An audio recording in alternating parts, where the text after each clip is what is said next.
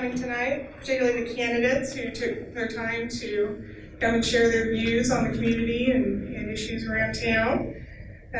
Also like to thank Dennis Weiss for graciously agreeing to be the moderator of this event this evening. Eisenhower and their staff for allowing us to use this beautiful room that already has the audio equipment set up for us. And, you know, of course, all of you for attending to take part in this discussion. This will be televised. It'll be on Eagle Local Channel 2, and you can also see it on eaglecomtv.net after the event. Just a few housekeeping rules.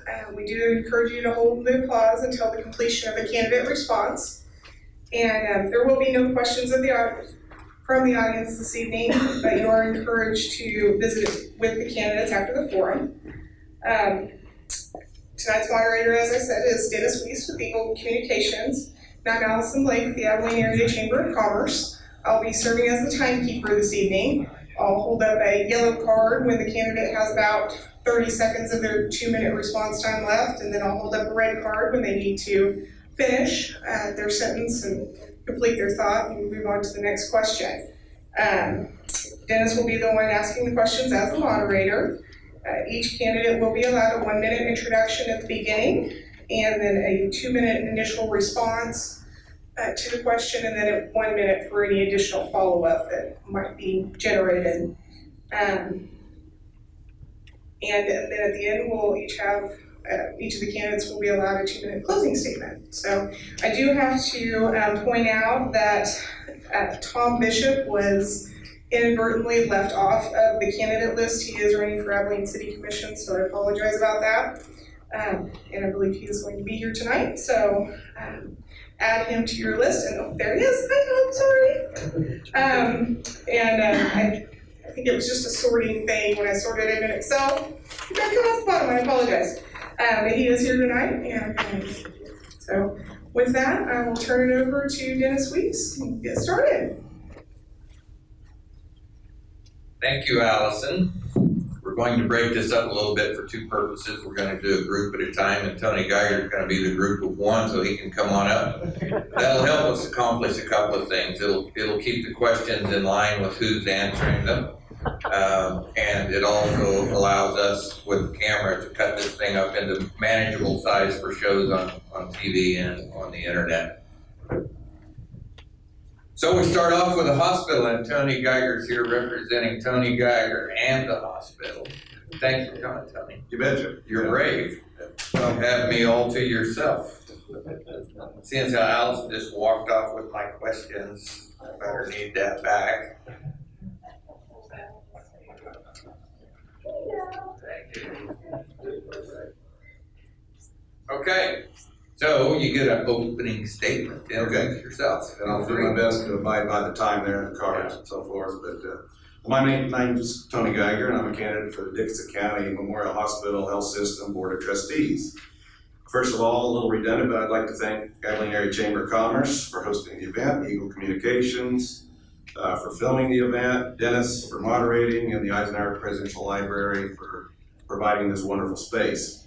It's been my pleasure to serve on the Hospital Board of Trustees since February of 2012. I'm not a doctor, I'm not a nurse, I'm not a hospital CEO, but as all of you do, I put a high priority on good health care, not only for myself and my family, but for our entire community. So when I was given a chance to fill an unexpired term on the board in 2012, I accepted, and I've not regretted that decision. Abilene's been my home for the past 34 years. And Sarah and I, we have 3 children. They were all born at Memorial Hospital with the outstanding help of Dr. Biggs and Dr. Schwarting and a host of wonderful nurses and other health professionals. My lovely wife also played a major role in those events. We've been very fortunate as a family not to require more than routine care for the past, for most of the past years. But it's a great feeling to know that very competent care is available when needed just down the street. I'm recently retired from UMB Bank, so I've got some more time to give back to the community that has given a lot to me. By continuing to serve you on the Memorial Hospital Board of Trustees, I will strive to do my part to ensure that quality health care is available at Memorial Health System for many, many years to come. So I guess with that, I'm running to continue to serve my community and value health care, and we're gonna do the best I can to be a part of making our health care system even better than it is, which is very good right now. So with that, Well, you lead right into the first question, Tony. What is the standard of care that we can expect at Memorial Health? well, we, on the board, but our providers and our staff and so forth, and the board oversees that. We feel we do provide a good standard of care, but we can always do better, as most of us can in whatever we're doing in our life. And we're constantly trying to improve our standard of care, and that's what we feel our job is, to continually improve it. But we feel that if you go to Memorial Health System, you're going to get a good standard of care, and we're going to try to improve it. So We probably should have said these questions came from a public submission. They were sent to Allison, and we picked a list we thought we could get through in the evening, and so these come from your neighbors and friends. What's your position on healthcare? Is it a right or is it a privilege? Yeah, I don't know if I want to get into to those particular terms and definition of those. I guess I will tell you that if you show up at Memorial Health System, whether it's in the ER, in the clinic, or wherever, we will provide you care regardless of your ability to pay. Right, privilege, there are areas in this world, a lot of areas, that it doesn't make any difference whether it's a right or a privilege. There's no care available. We have care available here, and I can say that if you show up on our steps, we're going to provide you care regardless of your ability to pay. Thank you, Tony. What priorities do you see for the health system, the entire health system, over the next 5 years? We feel that it's better to probably concentrate on a few things, doing a few things, especially well. We provide a lot of services, but I guess a few things that are at the top of our list that are beneficial to the community and the hospital. Customer service, I know that's kind of a vague term, but hey, it may be vague, but it's very, very important. And we feel like we can always improve on our customer service. Always, improve on our ability to make you feel welcome and to provide better service. So customer service is one of those things. You all know, we've had some doctors leave. And our priority is to recruit, to just tell you, 3 more physicians that are both family medicine and do OB. In other words, deliver those babies. And I will tell you this, we're making some great strides on that as we speak. I'll just leave it at that. But and then number 3, we want to improve the quality of our care. Again, I don't want to sound like a broken record. I think you get good care at our system, but our people do a great job day in and day out, but there's always room for improvement, and that's our goal, is to always try to get a little bit better. You just wiped the next question off the list. It was really about how do we deal with the loss of doctors and add new ones. If you'd like to expound on that particular topic, that's what the question contains. Right. Our goal is to let's see. Let me go back here. Yeah, our goal is to get new doctors. We're striving to go after recruit folks that like rural medicine, that like a rural community, and we will provide them the vision that excites them both about Abilene, our city, our community, and Memorial Health System. And it's also very important that we establish a line of communication between the administration and our providers. And I'll just say right now, our CEO, Harold Cortois, if you haven't met him, you need to meet Harold. If you haven't heard him talk, Harold would probably welcome you to just stop in. Harold is very good at open lines of communication with all our staff, but especially our providers. And you got to have that. You got to have that communication between administration workers, no matter what field you're in. And we feel like that's very important to bring new doctors to this area, and we feel like we are going to do that. Okay, thank you. What do you think about the new Avera emergency care system that we understand is being implemented at MHS? Yes, it's a telemedicine solution. I'll just tell you, the board and the physicians and the administration all support this solution for our emergency room. What it will do, we'll put another provider in the ER with our current providers, which do a great job. I haven't had to, knock on wood, to visit our ER recently, but I know there's probably people in the room here that have.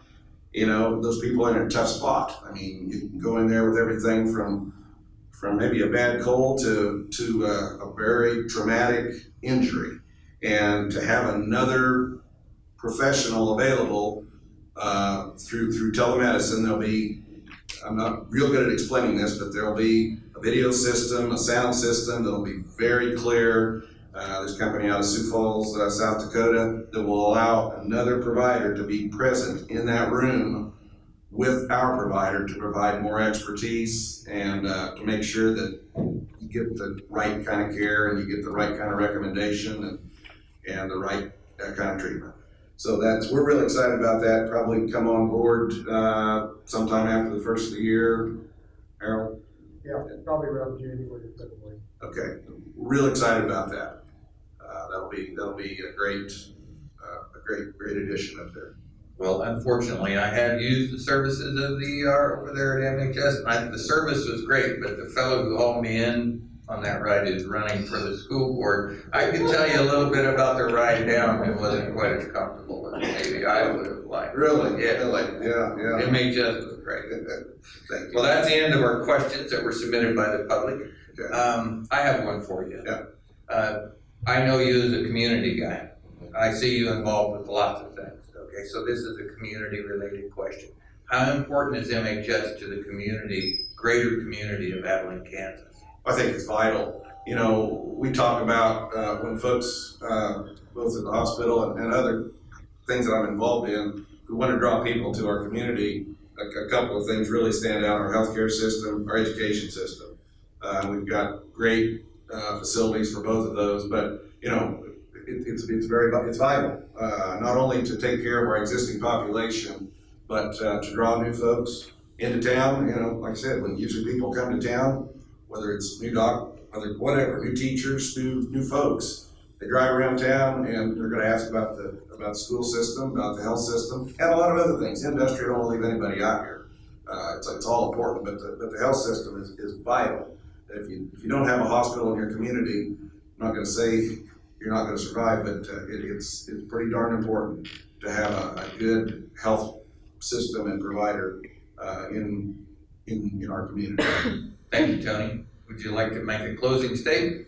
Okay, a couple of things I wanted to mention. I know, finance has been in the state of our finances has been in the news too.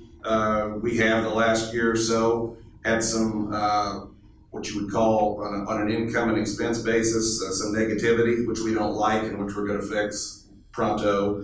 But I will tell you, there's a difference between income and expense statement and cash flow. Our cash flow, our ability to service our debt and to pay our bond payment is very strong. Our cash on hand continues to improve. Just one example, not to bore you with statistics, but we're a critical access hospital. The average days of cash on hand for critical access hospitals in the state is around 45 days.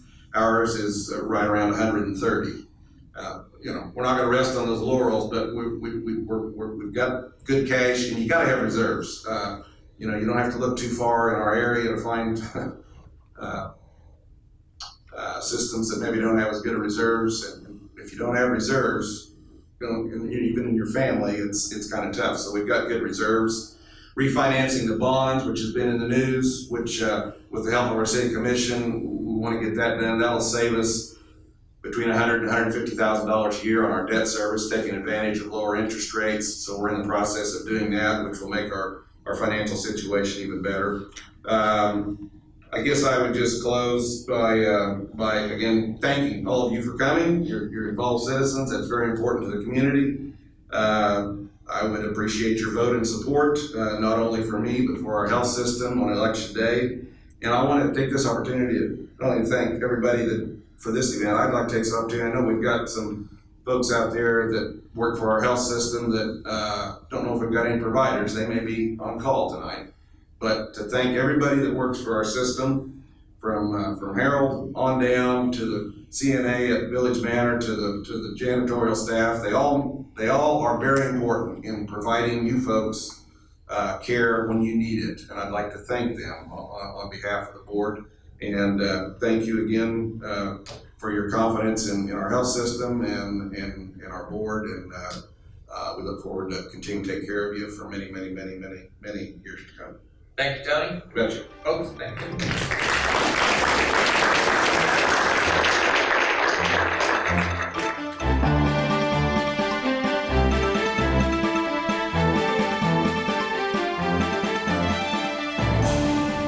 Mr. Jeff Bathurst, my neighbor.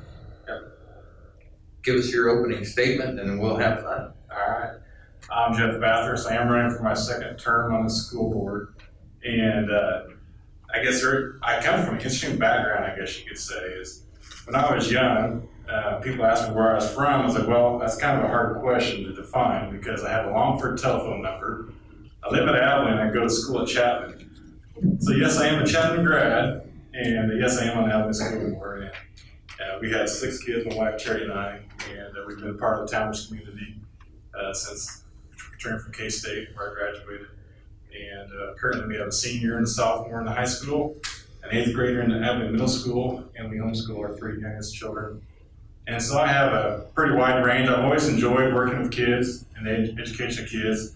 When I was on the Farm Bureau board, one of our main goals was to get into the classroom as a board, and we would have I can't remember what we call it, farmer days, and I'd go once a month and educate the kids about different aspects of agriculture. And so I have a passion for education, and with our homeschool group, I'm also a principal, I guess. So, but anyways, so I enjoy the opportunity to run for this position, and just thank you all for listening to this event tonight. Thanks, sir. First question from the public. How do you feel school education should be provided? Does everyone need to be educated to the best of their abilities? Well, I'll take the first question just because that question itself is a very big open-ended question. And so me as a person, we have educated our children, all 6 of our kids individually, and I see how they learn differently, each and every student. I have 2 boys and my youngest falling up, and the 3rd grader, he will just take it on right like that and read. And my 1st grader, it's like pulling teeth to get him to focus. And if he reads one word at the party, he has to go dance, and then you got to refocus him again, or figures out one math problem that's a party, and you have to refocus him back. And so each kid learns at a different speed and in a different way. And you throw that in public education, I believe that's really hard for teachers, and it's a challenge for teachers. And I think that our teachers are up to that challenge, and our school board is up to that challenge, trying to figure out ways to allow every student to learn at their pace and to be challenged where they're at, whether they're excelling or whether they're lagging a little bit. And I know there are new standards and stuff. It's critical for us to be held accountable to that student where they're at. And so, on the technology side, I think, there's always questions and answers that we're looking for on, what part of technology does it involve the students. So, probably my time is up on that question. Can I answer the second part of that question? You sure can. That's all I got. So, does everyone need to be educated to the best of their abilities? And I believe absolutely. And that's one of my heart is that people find whatever they niche in life they are, that they have opportunity to excel in that area. Whether it's an FFA classroom, whether it's in forensics, whether it's in band, whether it's an athletic field, that that each student at Abilene High School or in the middle school and the grade school, that they find ways that they can be involved in their classroom and be involved outside the classroom so that they can become productive citizens and hopefully stay here in the community. So I just think that that's important, and that's what we're striving for as educators and teachers and our staff, that each kid does do the best they can. Because we sent out requests for questions, Jeff, we got 2, really, okay? And you're the sole representative willing to get up here and endure this evening. So we're going to take a little special opportunity to let us hear what you know about our school. Okay, so I'm gonna ask you a couple of questions. Okay. We just went through the bond issue. Yeah. Built some fantastic looking buildings, both inside and out. Yeah. Tell us how that's being applied to education, and was it a good decision, and how? I feel that it was an excellent decision. Timing worked out great for that bond issue. Construction costs escalated even inside the bond issue, and that was out of our control. And so some of the things didn't get done that we were hoping to get done. But classroom-wise, it's added to the safety of our students. If I was talking with a gentleman, he just was impressed that at high school, there's one entry into the high school. And so at each of our schools that we had around, safety was a priority. We did some safety things there at each of the high school, elementary, middle school, and high school buildings. And so the auditorium, I don't know if anybody's been there, but that's a state-of-the-art facility. And the musical that was put on last year was excellent, and it was delayed this fall. I'm looking forward to the musical this year. And there again, it's a chance and an opportunity for people to excel in that area. They're called, I have a 6th grader that's utilizing that. We're practicing it right now, and so it's just an excellent opportunity for students. And at the middle school, we added a couple classrooms, and that was space that was needed, and we took those office areas and we turned the offices in the special ed department. And I don't know if you guys had ever been there before, but it was basically a couple rooms that they had. And anyways, we just made some improvements there. And I don't know if anybody's been able to tour the Eisenhower building, the new elementary building, but I believe that's a state-of-the-art facility.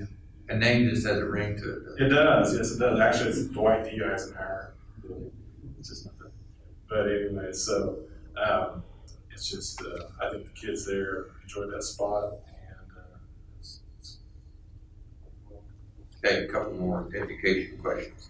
Technical education, what have we got left at Abilene? That's not reading, writing, and arithmetic.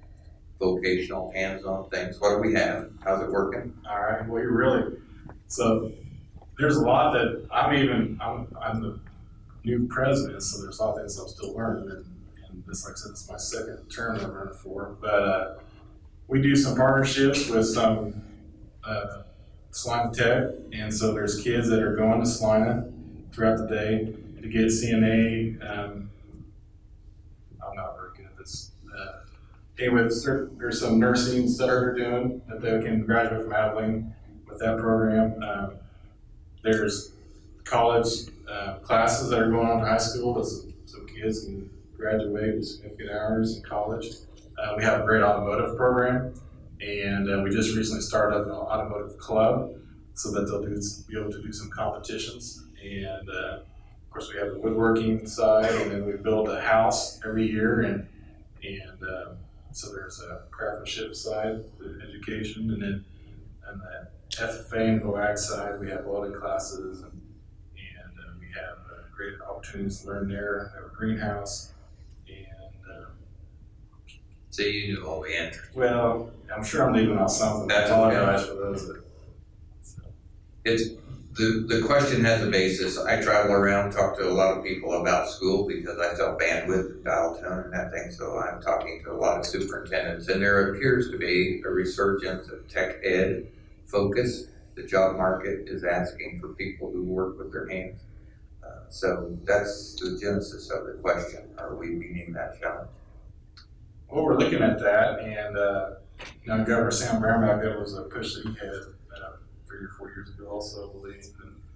And we're always looking, as part of, we had 4 years ago, we did some goal setting, and we were looking at partnerships with education and with local businesses, and we made some improvements there, and we'll be continuing to look at those different opportunities they have for students that they can, whatever career path they choose to take, whether they go to college, if they're ready for college, or graduating, or if it's going into some kind of go-tech training, that they're ready for that, to quickly return to the job market, or to go straight from high school to the job. We want each student to be able, wherever they fit in life, to succeed. Okay, the last question we got from the public, Jeff, was a question about the position of the assistant superintendent. What does it do for us? I don't know where that question came from. It's we've always had that position at Abilene, and most places do. The only thing that might have changed is the title of it. And so I asked Denise because I needed somebody far more wiser than me and who's been in the school district a lot longer. I don't know Denise how many years she's been here, but if you know, you really shouldn't. I should say probably. Anyways, so she did hold that position. When she held it, I can't remember what she told me it was, but it was basic curriculum development or something of that form before it came assistant superintendent.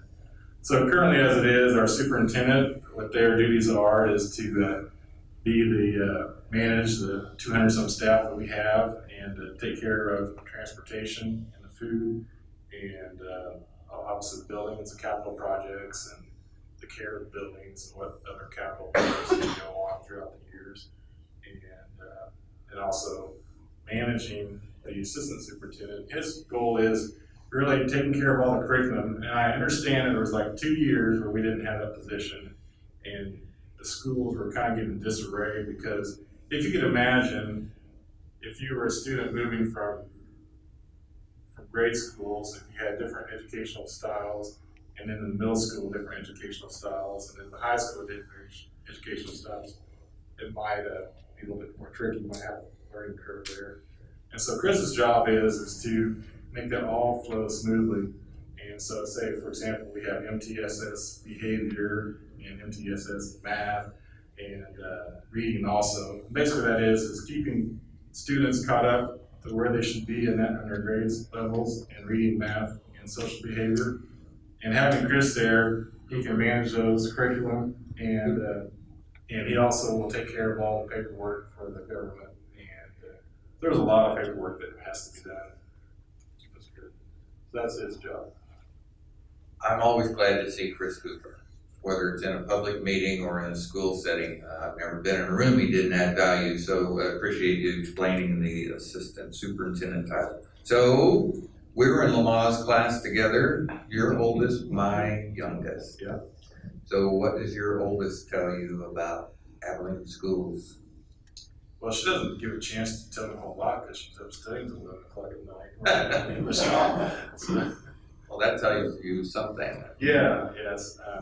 Abilene, I believe she's had the opportunity to be involved in multiple things, in sports and FFA and band, and so it's been a great place for her to grow as an individual. And so it's been great to see her grow up to be a young lady that is, I think, ready to prepare for college and whatever life brings ahead of her in the coming years. So. Thank you, Jeff. That's all the questions I have. You have a couple minutes for a closing statement. All right. I would thank everybody for coming, and those watching on TV, and I'm excited with the city of Abilene has going, and in the school district, and everywhere really. And so I would appreciate your vote in November, and this will be the first time I'm up for November election.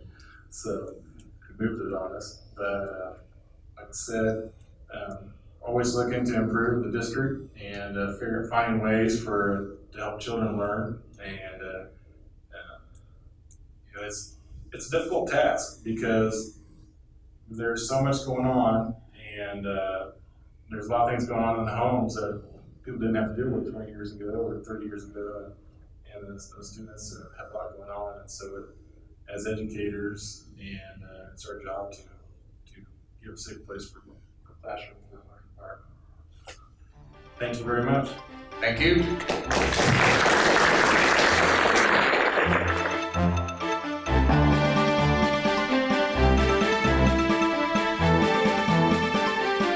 We're ready to discuss the city of Abilene. Folks running for office, you see them there in front of you. We're going to let them introduce themselves, their opening statement. We'll start next to me, Todd Hokinson. Hello, I'm Todd Hokinson, and been married for 25 years to my wife, Lana McKell Hokinson. We have 3 children. One lives in Dallas-Fort Worth. I have a senior in college at Watertown, Wisconsin. My son, Seth, is a junior at Abilene Baptist Academy. I also attend Abilene Bible Baptist Church, and I'm one of the deacons there. And I've also retired from the military with 25 years of service. Anywhere from Iraq, Desert Storm, Desert Shield. I know what it is to be a leader and be able to lead different organizations. And I'm looking to be a candidate for the City Commission. And so I'm originally born in Colorado, raised in Africa. My parents were missionaries. In 1974, 70 to 74, we lived in Ethiopia. In 1976 to 78, we lived in Kenya. And that's where I met my wife as a missionary kid. We grew up together. And I'm coming to Abilene, moved here in 2005 after being assigned to Fort Riley in 2003 and served in Iraq in the main battle in 2003, and then continued to serve my country and stuff till I retired in 2010. During that time frame, I've taken some time off to spend with my family because they had endured a lot. So I spent time with them and felt that it's important to be with them. During that time frame, I've also worked around town, worked for different farmers, and I've seen over those years, those 12 years that I've been in Abilene, that there's a need and some things that need to be taken care of, and so that's one reason I'm running for a candidate of the City Commission. Thank you, sir. Ma'am, Chris Osterman. Hi, my name is, Chris Osterman. We moved here in 1993 for my job as a manager and supervisor here in Abilene. And I was here for 10 years, and at a point, we brought our children here at the age of 3 and 5. We decided to stay in Abilene, and I'm the one who commuted for the next 10 years. I ended up with a 31-year career at the post office, and my ending job was postmaster of Junction City and Fort Riley. When I retired back in 2012, I was completely bored. My husband and I ended up buying 102 Highland Drive, which is now known as Ingle House.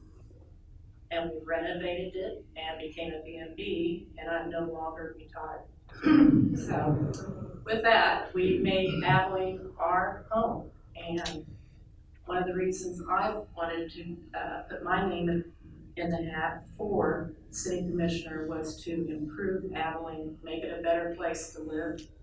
And I appreciate the Eisenhower allowing us to have this, and the Chamber of Commerce allowing us to do this, and thank you. Thank you, Chris. Tom Bishop. I'm Tom Bishop. I came to Abilene about 13 years ago, even though basically through my whole life we came and went here in Abilene. My great-grandfather, Kugler, was here in the house we live in, and then actually through the years, my folks came back to take care of him, my grandfather, George Bischoff, and then 13 years ago we came to be here to take care of family. Through the 15 years I served in churches as a music director, I really grew to had a longing in my heart to come back to Abilene and be able to make Abilene all it could be, and make possibilities happen. And I think that this may be the open door to see this happening in the years to come on the City Commission, if the Lord will. Actually, we have 5 children. My oldest is at Knoxville, Tennessee, as a teacher at Crown College. And then each one is busy. Thomas is here in town, working as a nurse, nurse's aide, I mean, and William is basically working for the National Guard, and Emma then, Marydell is working in Middle East country, teaching English as a second language, and Emma is in school at Abilene Baptist Academy. So thank you so much for the opportunity to be a candidate and be a part of this forum. Thank you, sir. I believe Terry, you're next, sir. You don't want to pronounce my last name, right? You can go Kaput or Chaput or whatever. I am Terry Chaput, married to my wife Doris. We've been married for 59 years. We have 8 children, 4 girls and 4 boys, and they came in that order. We have 30 grandchildren, 17 great-grandchildren, and 1 great-great-grandchild. I run the Great Plains Federal Credit Union for 21 years here in town. Started out in Independence, Kansas. Born and raised in Concordia, Kansas, back in that was a long time ago.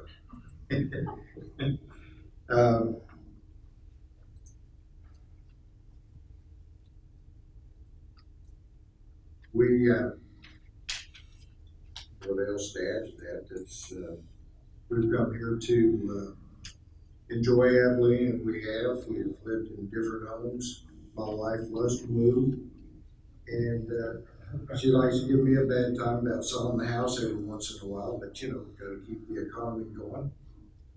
I like to serve on this city commission because I think there's a few things that we need to improve, and hopefully we can do that in the next few years. Thank you, Terry. Dr. Michael Hernandez. I'm Michael Hernandez. I moved here with my family 7 years ago by choice. A position was offered to someone in my family, and we decided to move here because of the Eisenhower Presidential Library Museum and Boyhood Home. And I also want to thank this facility, Dennis, and the Chamber for letting us do this. This is a great experience, and I'm actually proud that there's more than 3 people running for 3 seats. This is great. My background, I have a PhD in cultural anthropology. I've worked with nonprofits for more than 15 years in tourism and entertainment. I've worked with state and federal governments to get projects going, such as the African American Museum of Paducah, Kentucky, and some entertainment programs throughout Illinois and Kentucky, again. In Abilene, for the last 7 years, I volunteered, I've held work positions, and a leader for a number of nonprofits. For 2 years, I was the volunteer director for Great Plains Theater, getting them out of one of their most desperate times financially. And now that has been passed on to somebody else's wife, and she's doing an awesome job with that organization. I currently own 2 businesses in town, small businesses. One is focusing on mortgage financing for the underserved population. The second one is a website design company that really focuses on social media. Currently, I have 3 local e-commerce companies that we've started in the last couple of years, and they're doing great. I want to thank everybody for all the support I've gotten since we've moved here, and look forward to working as a commissioner on what we've done. Thank you. Thanks, sir. We're going to start on this end, Todd, with the first question. The first question is, what do you think is the role of a city commissioner? The role of a city commissioner, I feel, is a person that needs to know what's going on in the community and listen to the members of the community and take that back to the commissioners and be able to tell the other commissioners what's been going on and be able to work some things out to satisfy the members of the community. As a commissioner, we're not just there filling a role. we're there to take care of you, the citizens of Abilene, just like my role was as in the military as a company first sergeant was to take care of the soldiers first. Their priorities were first.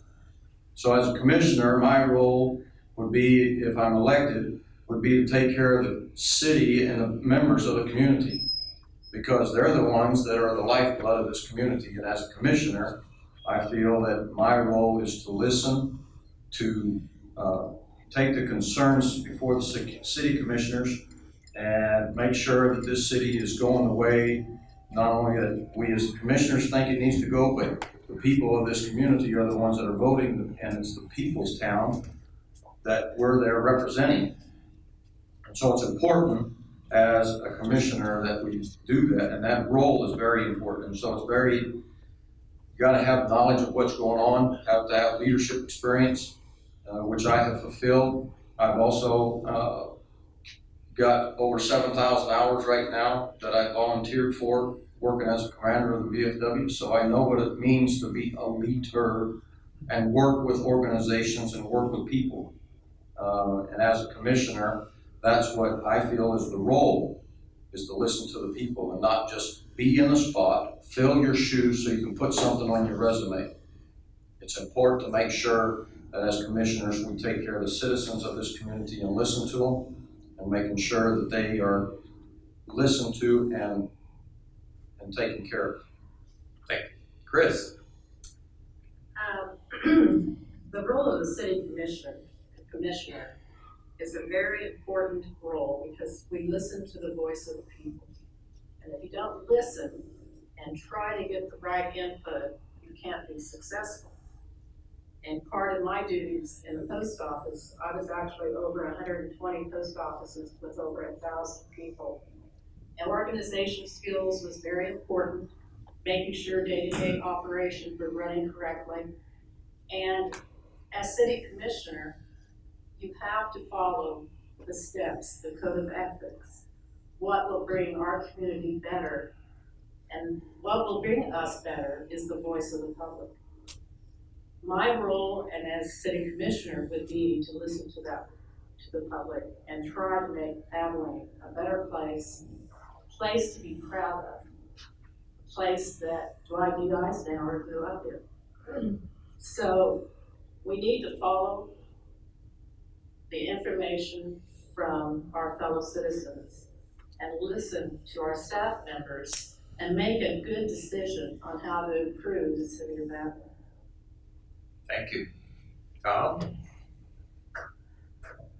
I really believe that it's a key thing that we're doing as a city commission in meeting the needs of the infrastructure, in providing the services that the city provides, and doing it in a way that really is effective. I've been attending some of the city commission meetings, some of the planning meetings, and I just kind of observed how it really takes some effort, some work, and some research, some preparation to find ways to keep the costs down and not always go to the raise the taxes choice, and not always decide to spend money just because it's the easy thing to do. And I want to focus on values, making our education and our whole community a place of growth and culture and virtue, having things that truly are valuable in our community. We already have them, but making those things the things that we reward, the things we put emphasis on. And I want to have vision for the future and make sure that when we, as a city commission, we are looking at the full picture of what this community can be and what it should be and how we can make it better. Thank you, sir. Terry? Yes.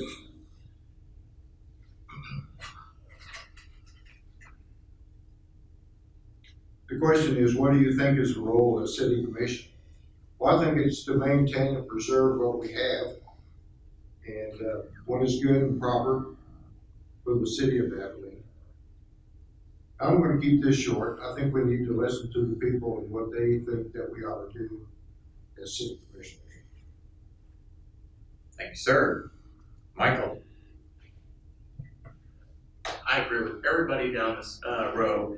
One thing we all agree on is listening to our residents. Sometimes it doesn't seem like that's very important to some people, but we all know, because we're all here with the same message, we want to listen to our residents. We want to be able to take their concerns and their needs and wants and act on those. So as a person in the role of a commissioner in the city, we're the oversight.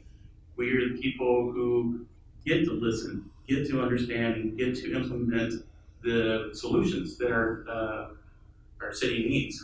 We also listen to the department heads because they've been there for a while. They know what's been going on. They are our living history. At the same time, not just to take everything they say for granted. We need to challenge them, to push them to go beyond what they're comfortable in, and to do stuff that is beneficial for the city and not just what's beneficial to the preserved history of their departments.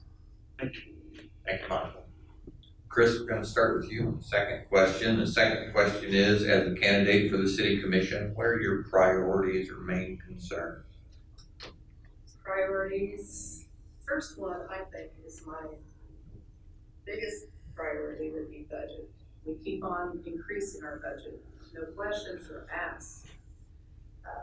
In my field, we always had an equation of work hour and workload. How much hours do we put to each department? Is one department overloaded or is the other department underloaded? And what happens is we need to make an analysis if that we are doing our departments proficiently. And one of the biggest things I think in our community is we can't keep on increasing our budget. We need to look what ways we can cut, what ways we can improve, and still satisfy the services that we need here in Abilene. The other thing is, of course, the black subject is the Highlands. We need to improve our community, and the Highlands will fall in if we increase our business growth, and we're not seeing that right now. And that's my one of my most important things is to grow our business.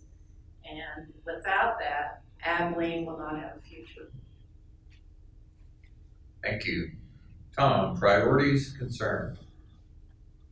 A priority for me is what everybody said tonight, was that we want to listen to the citizens, and we're going to have to continually look for ways to stimulate the economy, make businesses want to come here and have businesses, have factories, and there are just so many employment opportunities that are needed in our community. There's young families that don't have their needs financially met because there just isn't the opportunity here. And I think if we can have a vision that is open to every possible avenue to promote that, and giving that kind of growth focus and emphasis, priority, I think will cause us to make some success in that area.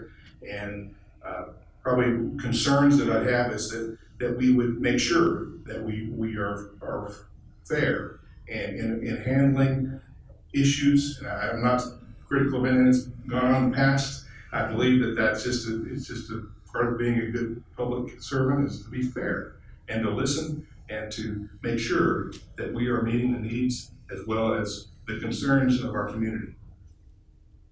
Thank you. Terry, priorities, concerns? Yes, the priority I would say is that we attract more businesses to the downtown area. Several buildings are empty and we need to fill them up. So we're going to have to figure out how to attract these people to the downtown. And one of my concerns is for some of the homes in town that need to be torn down. And I'm sure you all know which ones they are, and you see them every day. To me, they're an eyesore, and that's not a way to sell the city of Abilene with such homes is that? Thank you. Michael, priorities, concerns? My priorities are more public access to the commission and to city meetings. What I've been told by the business leaders in our community, the residents that I live with in our neighborhood, and organizations that I volunteer for, is that the commission is actually kind of hard to deal with. Not personally, but time-wise. They're meeting too early.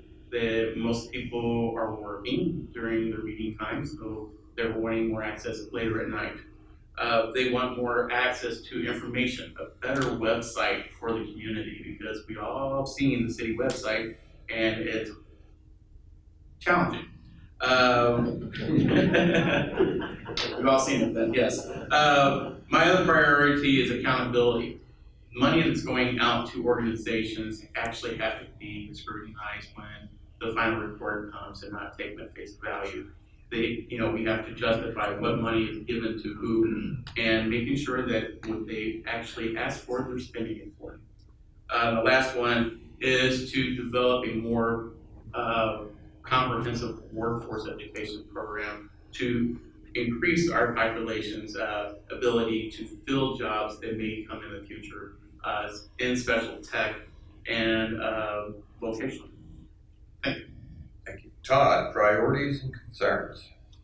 As I was looking at these questions earlier in the week when they got to me, priorities is pretty much what everybody's been up here talking about, is we've got to bring businesses downtown. But at the same time, when those businesses come downtown, the community needs to start using those businesses.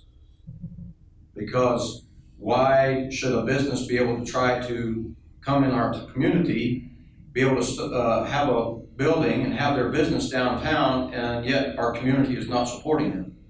They came and put their business downtown, and so we as a community need to support them. So priorities would be, again, like the rest of them have talked about, is bringing businesses in downtown, bringing more businesses here, which would also bring jobs to our community. If you sometimes take a look at what's going on, people come that live here have to get a job either in Salina, McPherson, Hillsborough, Junction City, or Manhattan, because there's nothing here that's providing enough income for those individuals to be able to live here. So we as a community can do that and not really knock all the other businesses out of town. We can continue to support each other, and so the priorities would be that. My concern is, and a couple of other things, is veterans. This community, I have seen in my years since I've been here, not really too interested in helping the veterans. I'm a veteran myself, 25 years. And I'm doing everything I can through the organization which I work with, which is the VFW, to take care of those veterans in our community. But we as a city, that is my concern. We also got to show our concern and thank you to the veterans, because without the veterans, this wouldn't be a community. We all can say thank you to Dwight D. Eisenhower. Why can't we do that to the rest of the community and take care of those veterans? Why can't we do other things inside the community to be able to show our concern for them? How can we help them? Do you have a neighbor that's a veteran? What are you doing to help that neighbor? So those are different things that we can look at. I'm convinced that there are businesses, industrial businesses that could come to Abilene and create good jobs, reproducible jobs. And anybody knows that there's some jobs that are very high end, and maybe we wouldn't have everybody that was needed for those, but just the quantity of jobs would make a huge difference in our what we would have to spend, because we have a greater tax base. But I would say just building the atmosphere that would draw the right businesses to this town, that would be providing good living wages to our community. Terry? Yes, there are several things that we could do to encourage more people to come to town. But we have a couple of new businesses coming to town that I think we all need to pay attention to and and give them our business. 24/7 will be remodeling up north here by the highway, and Love's will be opening up over by Russell Stover's. And I think those will be two good companies for the city of Abilene so that we have more people employed. And it will help with the tax dollars too as well. That's all I have on that. Thank you. Michael? I believe that we can encourage people by moving, by actually looking into ourselves. But what I've heard here and in some parts of the community is we want other people to come here to solve our problems. We want other businesses to come here and take care of our workforce. We as a city and its commissioners and individuals should actually be helping our local people come up with smaller business ideas, employing smaller numbers of workforce, and diversifying as much as possible. And that's why I'm going to be focusing not only through the city, but with other organizations on training, workforce training, and actually business training for any citizen that wants to start a business here. Yes, go after the larger businesses, but let's start taking care of our own people and giving them something that they can look forward to and dream for. Thank you. Thank you. Todd? Again, we can encourage people by the different type of businesses that we have and that are coming to this town, to be able to encourage them to come. And if they, Michael was saying, is if that individual comes with an idea to build a small business, why not help them out? We've got the space downtown. We can help them out, encourage them, be a supporter of them. It's just like most people, when you buy products and stuff, I don't know about you, but I look for all American made. That's how I support my country. Why can't we support our community through the same thing?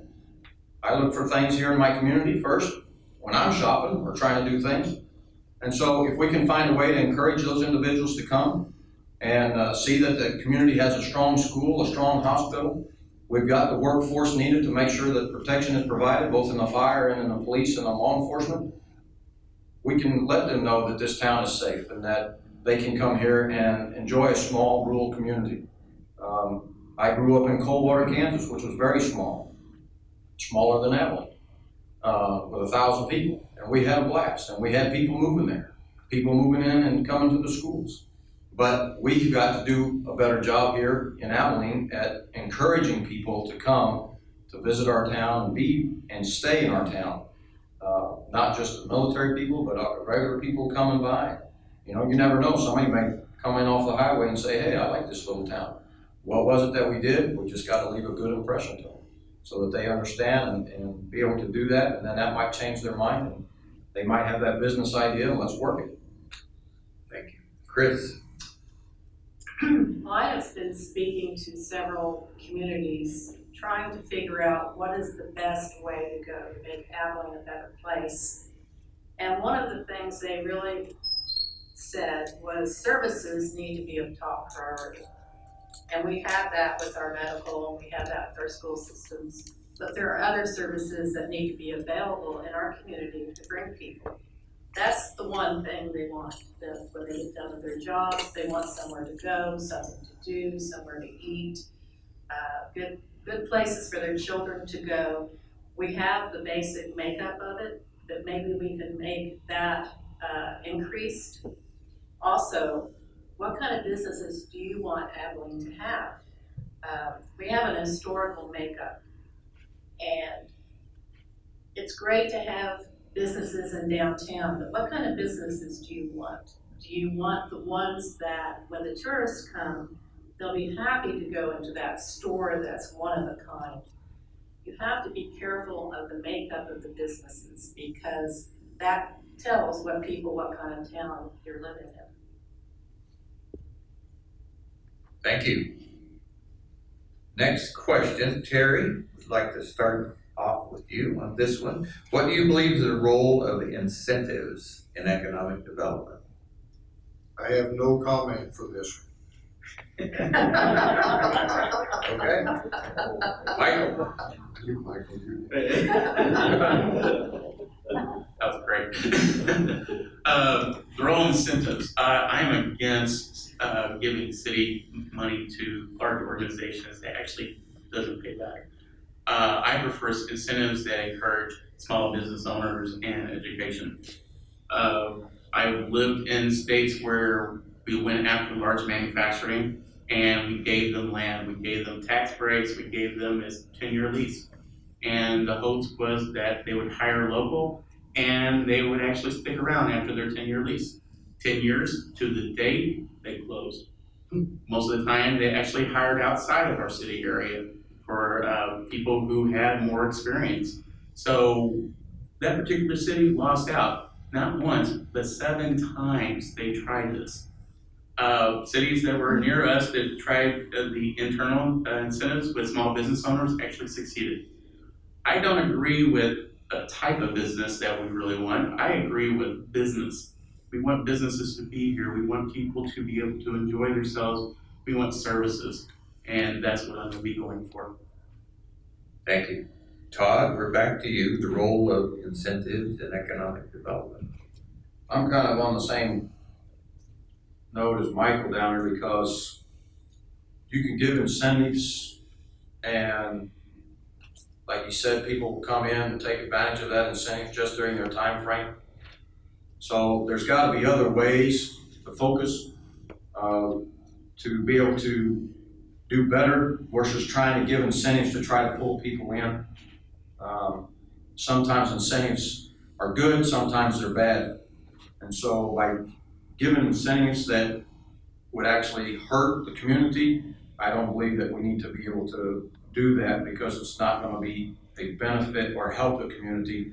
Like Michael was saying, if they come in and they don't hire local people who need the jobs, and I know there's several people around town that could use a job here in town because they can't drive, but that incentive of just saying, hey, would you come in and do local, and then they turn around and do the opposite, that's not a very good thing for anybody and all the way around. So incentives programs, personally, I don't think we should be handing those out because all that's going to do is one of 2 things, set us up for success or failure, and I feel it's going to be more of a failure than a success.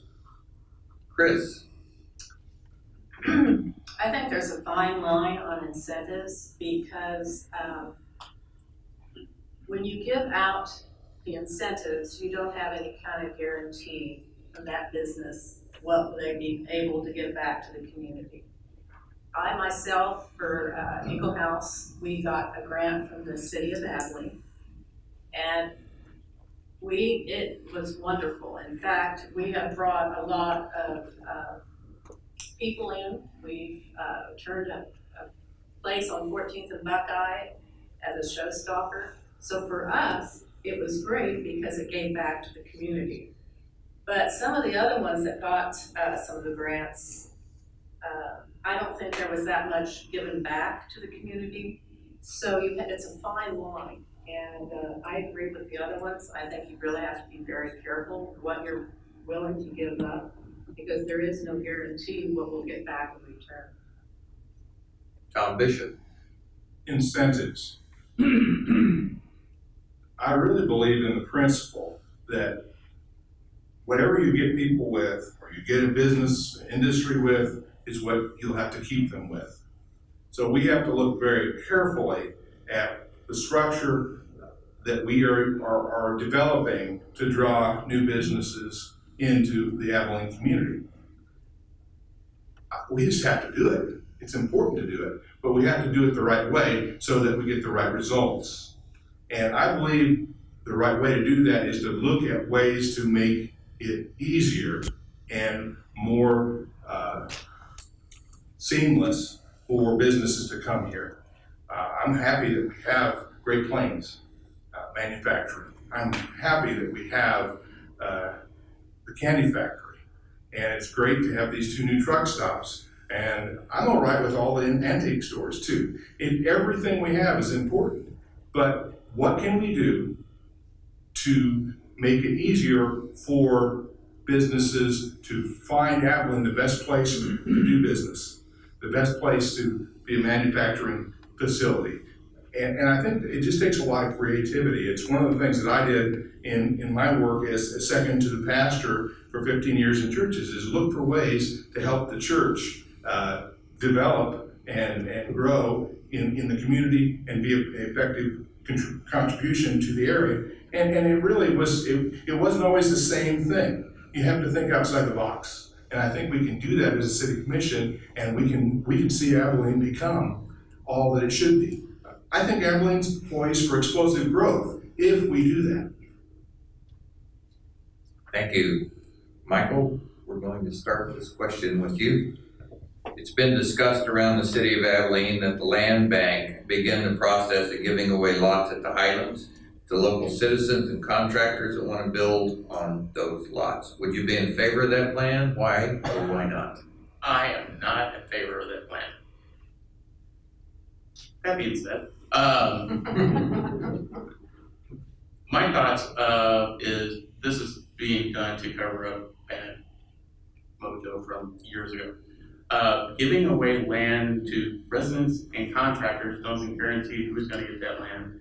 And contractors who usually get land like this tend to make a lot of money for themselves.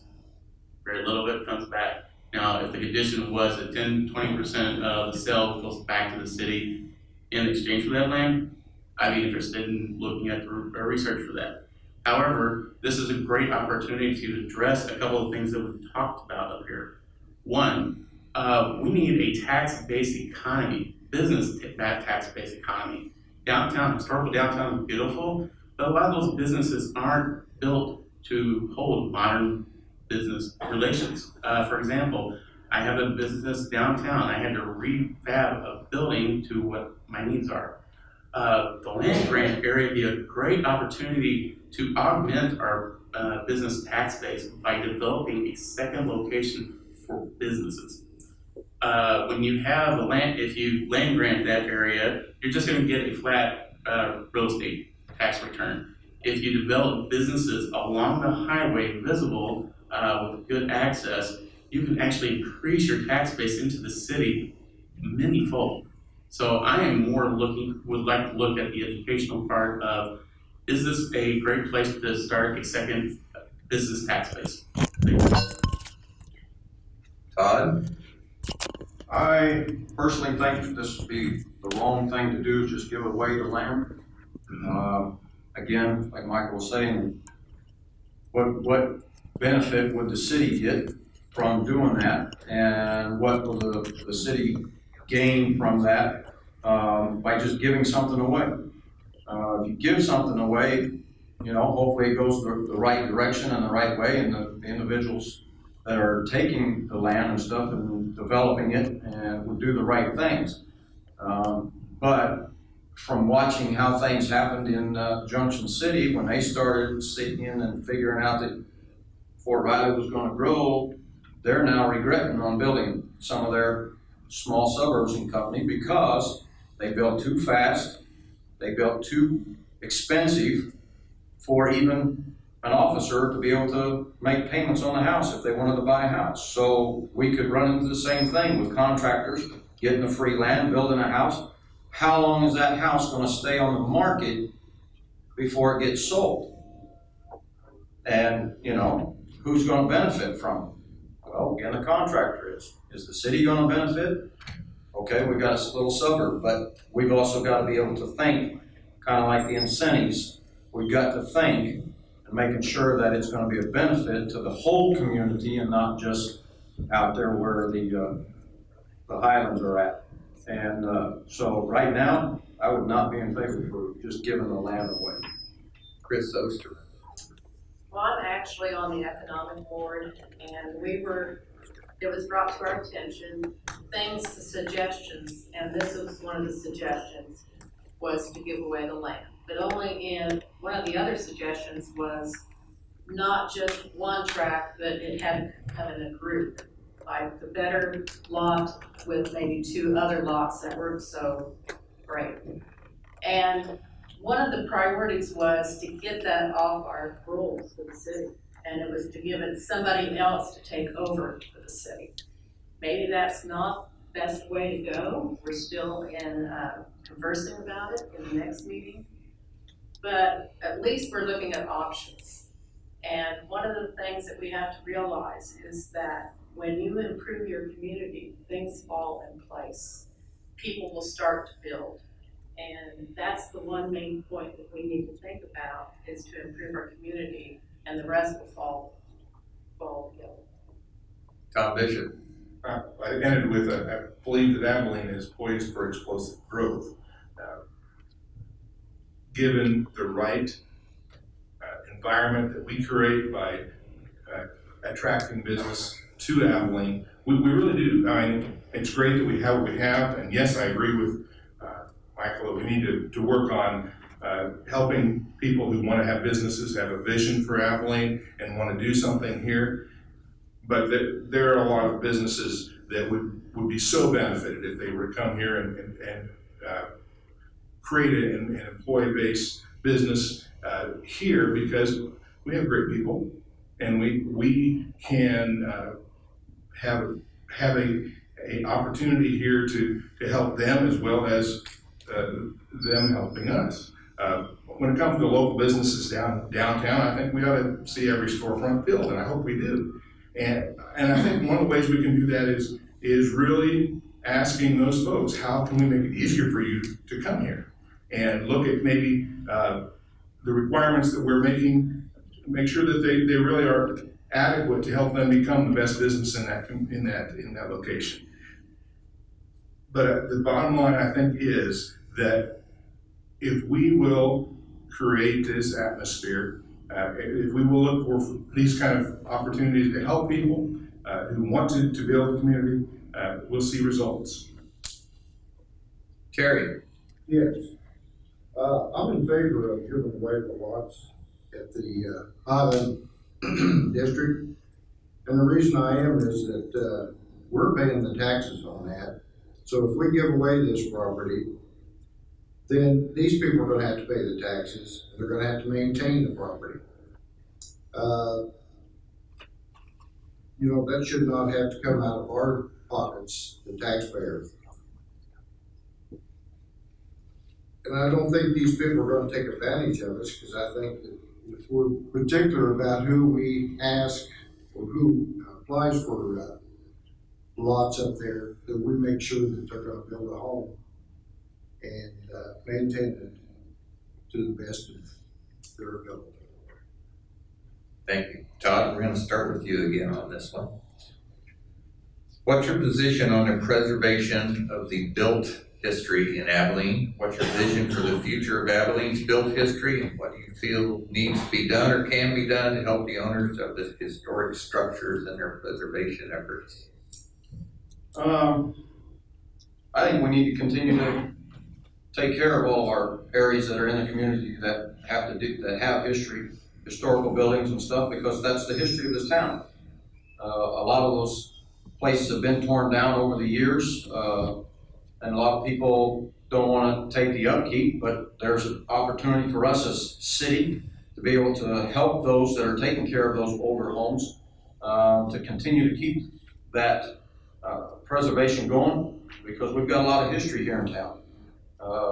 We go back further than Dwight D. Eisenhower. We go back to the Chisholm Trail. We go different things. So we need to continue to support those individuals, but we also need to work on ways to keep the history and let people know what the history is, to be able to bring them here, so we could help them out and seeing what their needs are and go from there, because I know that those structures take a lot of money to be able to do that. But as a city, we don't want to go broke helping everybody.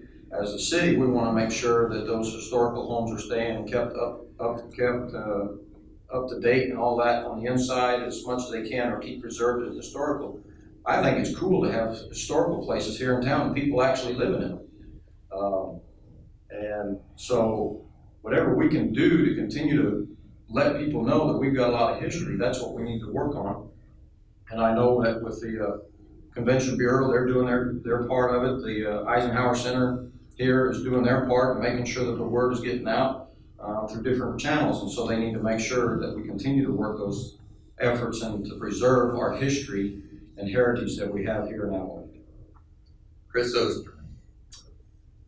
Well, it saddens me because one of the things that I talk about to people that come to Abilene is one of the people is C.L. Brown. And I don't want them to realize that that's their house that is slowly not doing well. And we need to realize our history is in those homes. Our house, Jacob Ingle. David Eisenhower worked for Jacob. No one knew about Jacob because he died so young. But it's the history in the home, and we have to rely on, I would think, the Heritage Commission in giving the information to the public on how to improve their properties, how to help get them to improve and keep them going. Because as they're in disarray, it's a reflection on our community. And the things that I don't think you realize as people come into our community and they see these historic homes in not doing very well, it reflects on us. And I think it's really, that should be one of the big priorities, is to continue that tradition of keeping our homes the way they're supposed to be, so that we can show what Dwight D. Eisenhower came back to. Tom Bishop. I just love Christmas time and the Christmas lights. I love to drive down 3rd Street and look at those beautiful old homes and see those beautiful Christmas lights. And I love that part of Abilene. We have a beautiful town. We have more old homes than the average town, I really believe. And they're gorgeous. And I believe that it's something that, if there's something as a city we can do to motivate people to rebuild the older homes, we ought to do it. I don't know if giving away a bunch of property out in the Highlands is a way to that's a great resource that we have there if we have the explosive growth that I believe we will have, and bring in the number of employees and number of citizens into our community, that would be something that we would have available later. But helping our homes that are already in the historic areas be rebuilt, however that's done, whether there's private funding, whether there's individuals who just need a little bit of guidance to see their home become like it was originally. It's a thrill to see some of these old places. I don't know if any of you have toured some of the older homes. It's amazing to see how they're put together, and that we have that as a part of our heritage and our history in Abilene. Terry. Yes. You probably noticed I like to use the KISS method. Keep it simple. I feel that we must maintain our built history, and for this is what has made Abilene great. I know there's a lady out here in the crowd that has worked pretty hard on our built history, and she continues to do so. So I think if there's anything that needs to be done, we should call upon her. Michael. I agree with the housing issue with built history. However, I look at built history past the Victorian. We have a great number of architectural features in this town from the 50s and 60s and 70s, built by famous architects that we completely ignore. Why is built history only the old? It can be more recent. It can be the house that was built 10 years ago. However, built history is just not homes, it's downtown. I think that we should have an incentive to help keep our downtown buildings viable. Right now, we have building owners who have let those buildings go tip high or worse, and we should help get those buildings, stabilized. I am not a proponent of someone who's owned a building for 40 years getting incentive money to fix it up. I am a proponent for, if they want to sell that to somebody who wants to fix that up, the city could help with some kind of incentive and turn those buildings into something that we can use to create with keeping the charm of its facade. Some of those buildings probably do need to be teared down, but they should be replaced with functional buildings that have facades that reflect our neighborhoods. That being said, I am also an opponent to using those land grant out by the highways to build more modern city business locations. For example, like mine, I would love to have a business center where I can operate out of that's very functional and very user-friendly. Thank you. Chris, we're going to start the next round with you. Following on the same vein, Abilene City Building itself is on the National Register of Historic Places. How would you go about ensuring that building is properly maintained and used in the future? The city building is sad. It needs a lot of improvement. I think we need to look at different avenues for improvement. My children used to play basketball in the little gym until it was unsafe because somebody might land in the chairs that are broken. I think that's one of the top things that we need to look at, because if you allow that to continue to go in disarray, it reflects on us. And I think we need to look at maybe making some improvements, looking at some avenues for grants, since it is actually on the National Register. There are grants available. So we need to look at some different options to make it better, instead of allowing it just to sit there and not being used. Bishop. What a beautiful building. In the 1920s, I guess it was built. It has so much potential. You mentioned the gymnasium. How many of you have been there recently in that gym? I don't know. But I was there the other day, and I was just listening to the acoustics and thinking what might be a possible use for that building. And I think it's great that we have Great Plains Theater. It's really a professional theater, but we have lost our community theater that we once had. And I think that's something that would be wonderful to revive, getting some funding, pursuing grants that would allow us to rebuild that building to its original glory would be the right thing to do for our town. And if you look at the fire station there, there might be some better use for that space and a better place for our firemen. Right now, one of the main trucks is parked on top of an area of the floor that could collapse. It's hollow underneath, and when they move the trucks, it moves. I hope that doesn't end up badly.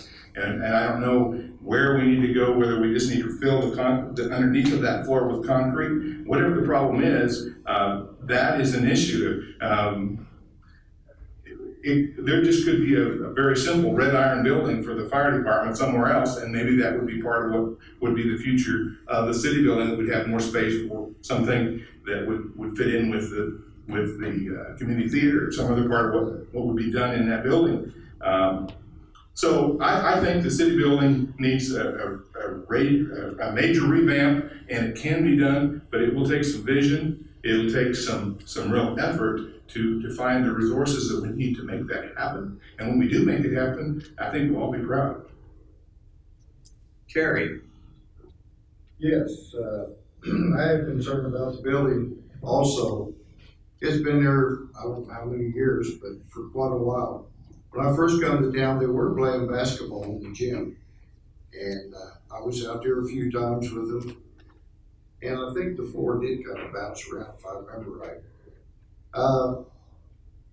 We need to ask people here in town to come up with some ideas on how to renovate this building and how to get the money to do it.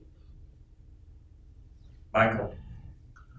The only thing I know about the city building is that, one, it's beautiful. I agree with everybody, it's gorgeous. It shouldn't be torn down like it was proposed years ago. It does have ADA compliant problems. I completely agree with that. All this other stuff, I've been here for 7 years. I have not been able to see because it's so unfriendly to go into. You're not welcome to go into the city building. You're not welcome to talk to people or look at other spaces. So I can't answer that because I'm not welcome in there. Thank you. Todd? I've been in that building when my oldest one was playing basketball because the Abilene Bible Baptist Academy would use that as their basketball court, and they would utilize it before the community center came up. And it was kind of shocking. I've officiated in there before, and it makes it a little bit of a challenge when you're on that basketball court and you're trying to officiate where you've got to stand. But there's a lot of history in it. And we've been talking about building history, talking about the different things going on in the community here. Why not lead by example and work on ways, just as Terry was saying, maybe get the community involved with coming up with ideas on how to renovate the building and what we could use it for. Get the community involved.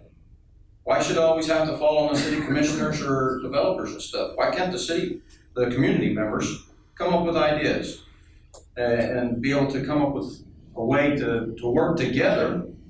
And maybe this is a way that can help us work together as a community, renovate our own city building. Make it more ADA certified, but still keep the historical value in it, to make it more compliant in anything that's going on, because it can be done. It's just a matter of, like we talked about, a matter of taking action, putting it out there, let's get to work, roll our sleeves up, let's work together as a community. So we can do it through grants, but we can also do it through our own community who wants to see things happen. Let's lead by example and work together to be able to help restore some of that things, and why not just do it with that building? And that could be the model of what we're doing and how we can get things going, and then from there we could be able to assist everybody else. But that building definitely needs some renovation, and through a couple of the ideas that have been brought before for you this evening, and good ideas, I think as city commissioners, we could, should we be elected and stuff, we'd be able to do that. Get the community involved. Because sometimes I know as a community member, some of us aren't involved in making some decisions that, we could help out with. Because some of you have better ideas than I do. So those are some things that we could do. Tom Bishop, we're going to start the next round with you. I was emailed this question and I inserted it here because it speaks to that building. So the police department, Abilene City Police Department, is in that building. Many of us took tours, and the person who sent me the question took the tour. So the question is, what about the city PD in that building and efforts to work cooperatively with the county on the Justice Center proposal? I think there's great potential in the Justice Center community effort, and if we can look for ways to economize and make that kind of facility at an affordable rate that can be accomplished, that would be a very positive thing. What's going on right now, Michael mentioned that he didn't feel welcome in that building. I think our city folks have done their very best to make it a welcoming atmosphere, but they're put in a bind because of the regulations and the fact that was built in 1920, and we haven't upgraded the sprinkler systems and all the safety issues that need to be addressed, the handicapped accessibility. There's just a lot of things to address to make that building work, and for our policemen to have to take individuals in, and some of these it's an interview of someone who's been abused or whatever it is. They have to take them into some very small, unwelcoming situations because that's all we have. And we're better than that.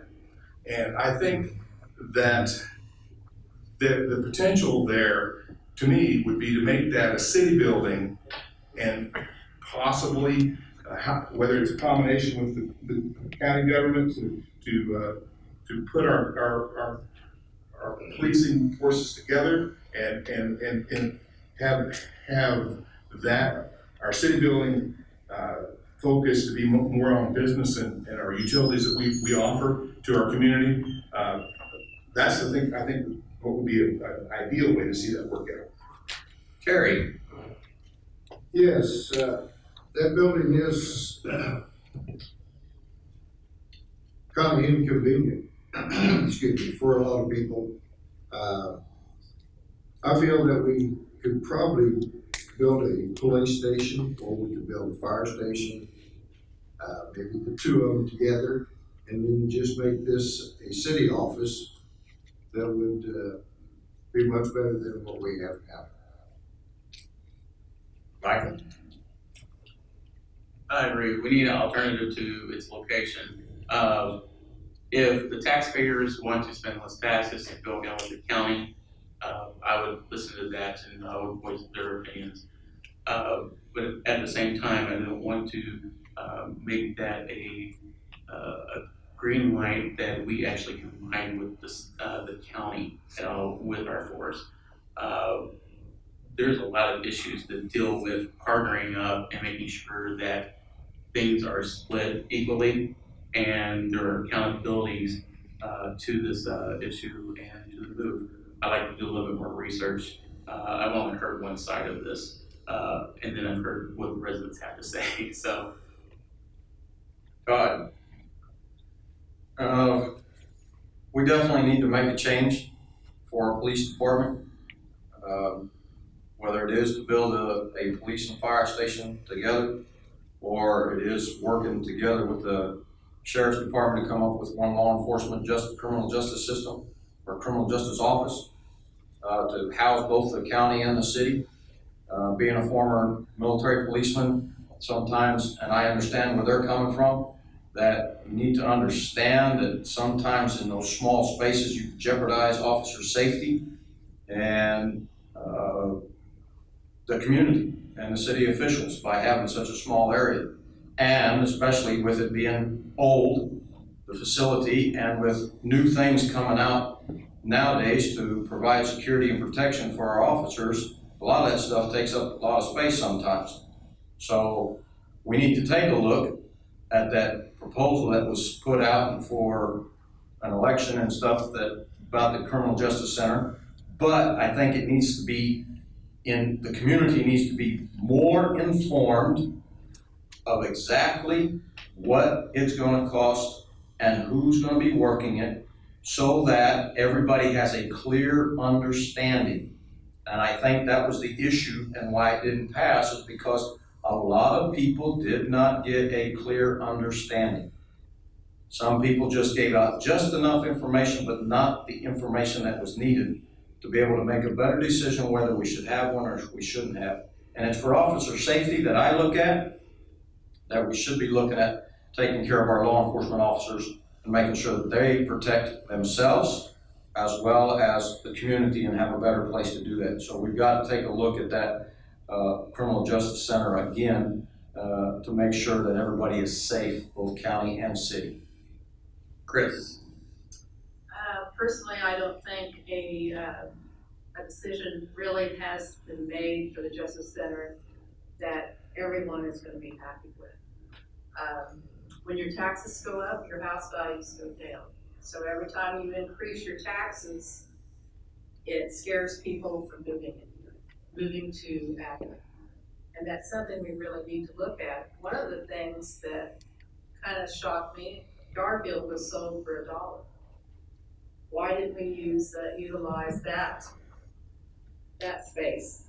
I mean, there should have been other options with that building instead of selling it for $1. So for now, Justice Center, as I agreed with Todd, we need to have better information. If it's going to be a joint group effort, what are the parameters?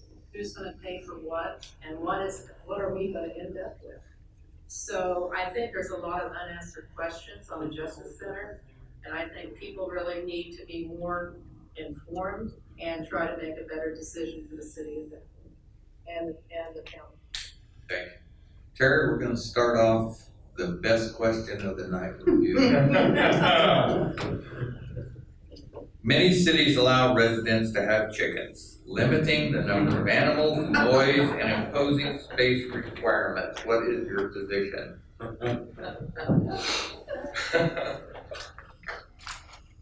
Well, I don't think we ought to have chickens in town, because they get loose. Especially the roosters, they'd be flying everywhere. I think that we need to keep our dogs and cats in the city as long as they're tied up. Can't keep a cat tied up. I was in church this morning and a lady come in and right behind that lady came a cat. First time that's ever happened. But anyhow, the cat got across the church and one lady picked it up and took it back outside. And after a bit, here's that cat again knocking on the door wanting to come in. But I think that we could have dogs and cats in town, and as long as they're tied up or in a pen. Michael? Working on a farm as a kid, I worked on a farm that was inside the city limits, and we had orchards, we had vegetable gardens, we had animals. For a community that is supposedly farm-based and ag-based, I find this a very interesting topic. Yes, there should be restrictions, and the restrictions should be basically the plot of land. How close are the houses to each other? How much room does an animal have to do its business, laying eggs, having rabbits, etc. But it's got to be based in codes and a fairness across the board. We live in a different time than it was in the 80s. A lot of people like different choices. I'm more opponent of all natural versus complete chemical. That being said, I listened to my constituents and I went around asking this question yesterday, and people were like, this was actually a question that's going to be asked. And I said yes, and it was kind of fun. The people who live close, their houses are living closer to, are on top of each other, were against it. The people who had much more land said it was no problem. I would say that you need to be a little bit more research on this subject. However, this could actually be a cool tourism thing too. Let's see where it goes. I'm interested to see what the rest of the residents in the city actually have to say. Again, I'm more listening and going with the constituents. I work on farms. I've worked on farms before I joined the military, after I joined the military. I've been working on farms, and like Michael said, some of them houses are so close together I can spit on my neighbor. So having a chicken or excessive amount of dogs or cats would not be feasible.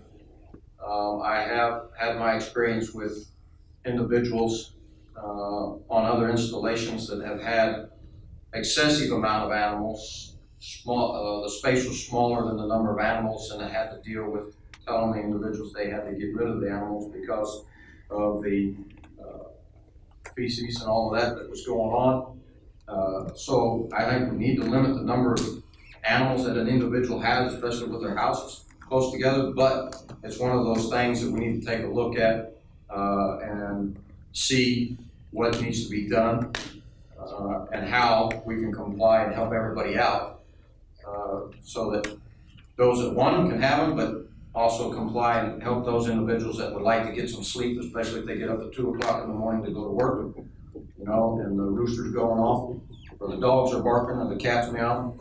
But I think we need to take a look at that and see how that can be taken care of. Chris? Frankly, I had more complaints about the trains than I do the chickens.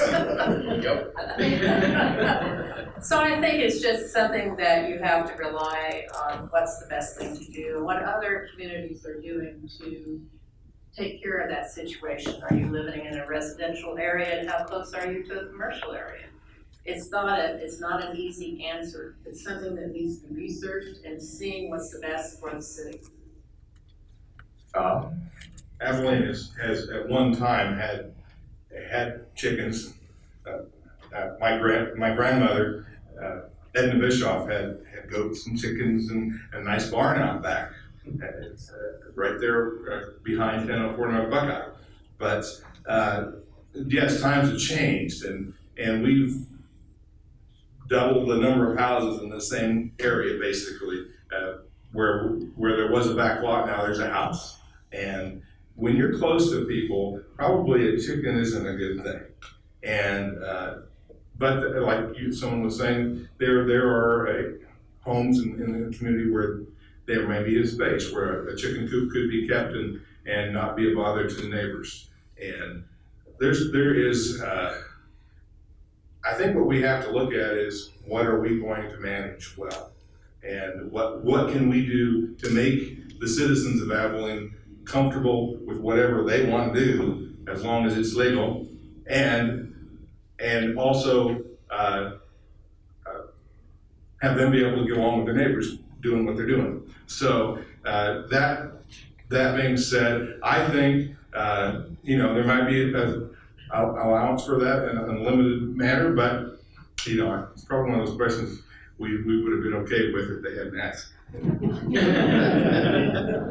So Jeff Bathurst is still in the room, and he has a lot of courage, and I see another school expert here. So this is a confirm or deny. Are chickens any noisier than middle schoolers on a basketball?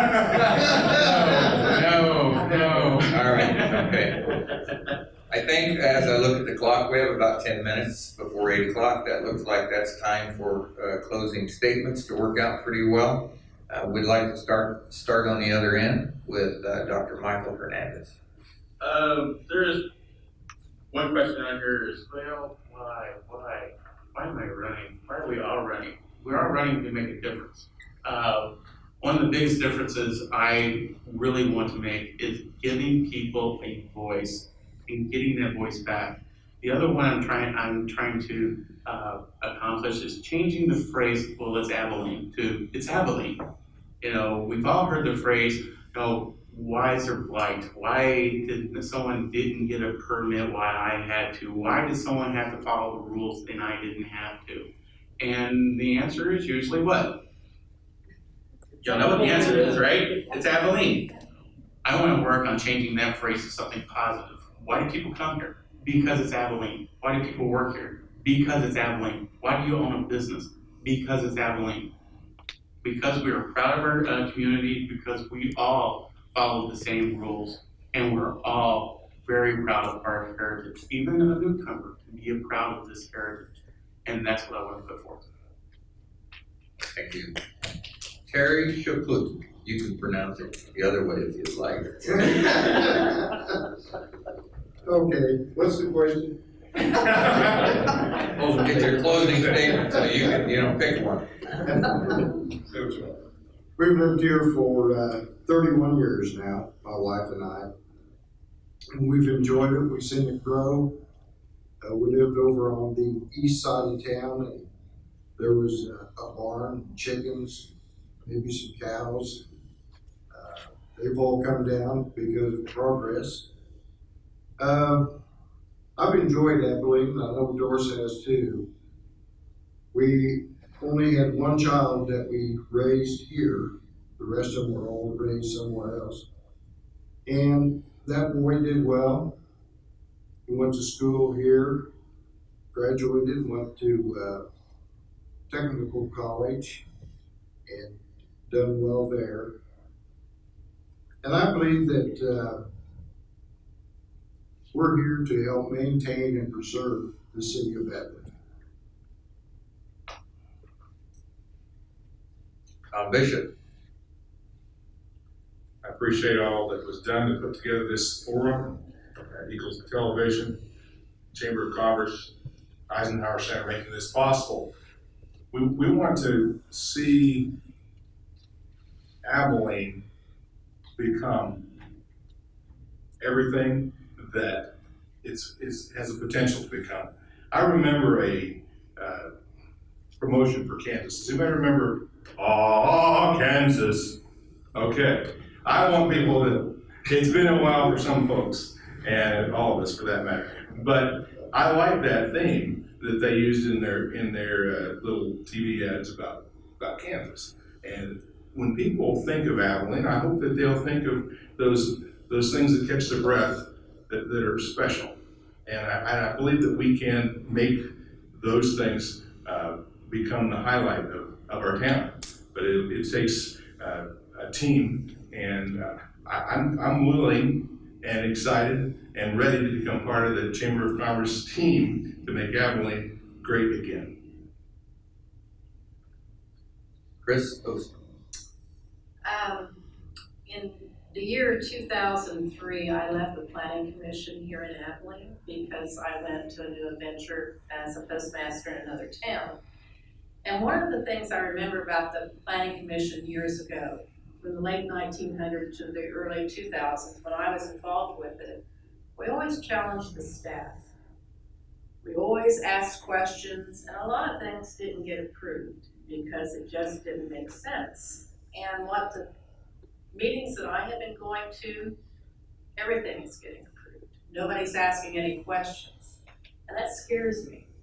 And that should scare you too, because those people representing you on those boards should be asking the questions you want asked and how to make Abilene better.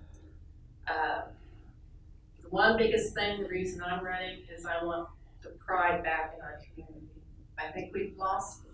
I think we need to be better at what we're doing, have more input on what we're doing, and start asking the right questions to make Abilene a better community. Wilkinson. One of the reasons why I'm running is to bring new ideas, such as how the younger people feel, not to belittle the older people up here, but sometimes the younger people in this community are not being heard, and they need to have a voice in the city commission as well as everybody else. A lot of people that are in this community that are retired, some of them have come from military background. Some of the ones that we have in this community right now that are renting houses, bought houses, come from the military.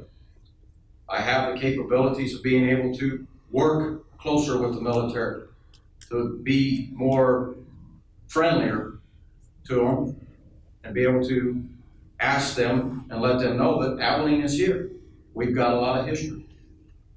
One of the things that I had told the individuals when I was elected as a post commander back in 2013, that as long as I was in the area and as long as I was a member of the BFW, I would not let it die because there is too much history. And I feel the same way, that as a city, to be a city commissioner would be an honor and an opportunity to not let this city die of anything, to continue to push the history, to ensure that our children that are going to school here understand the history of this town. And it's important, not only in the public school, but the Christian schools and the other schools that might be around. And so I look forward to the opportunity to listen to those members of the community. Again, like I said earlier when we first started, you guys are the voice. It's just like we're the voice not only of the community and the county, but we're the voice to our congressmen and senators. And yet they sometimes don't, a lot of times don't listen to us. We're the ones that voted and put them in there. We're the people. And so I like to hear your voices, and I like to be able to take your questions and concerns back to the commissioners like we've been talking about up here, and be able to bring those questions. And instead of approving everything without discussing it, we're just going to set ourselves up for failure.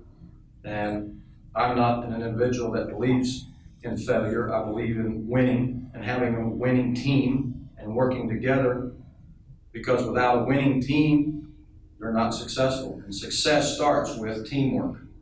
And teamwork is not just commissioners and the mayor and city officials, it's the community and the city of Abilene and the people that live in that community. So I'm looking forward to the opportunity, give me that opportunity to be able to do that and be able to be successful and be able to contribute and help the community grow and become a very successful team in the state of Kansas. That concludes our local candidate forum by the Abilene Area Chamber of Commerce. Thank you, Allison Blake, for putting this together and making it happen. Thank you all for coming and being engaged with those who are running for office. You can give all the folks who appeared in front of you